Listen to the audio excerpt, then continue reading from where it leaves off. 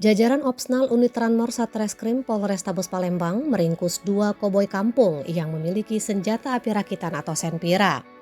Keduanya adalah Rohman alias Oman, warga Talangbulu, Kecamatan Gandus, dan Bastian Pranata, warga Jalan Mekarsari, Kelurahan Pulokerto, Kecamatan Gandus, Palembang.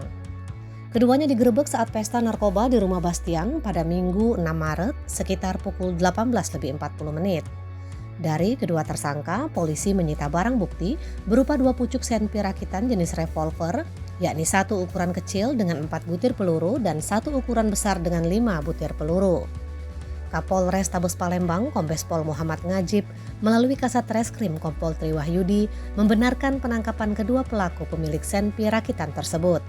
Dijelaskan Tri, saat melakukan penggeledahan, anggota menemukan tas yang dibawa tersangka Oman saat keluar dari rumah Bastian. Setelah dibuka, ternyata ada 2 pucuk senpi rakitan jenis revolver ukuran kecil lengkap dengan 4 butir amunisi dan ukuran besar dengan 5 butir peluru.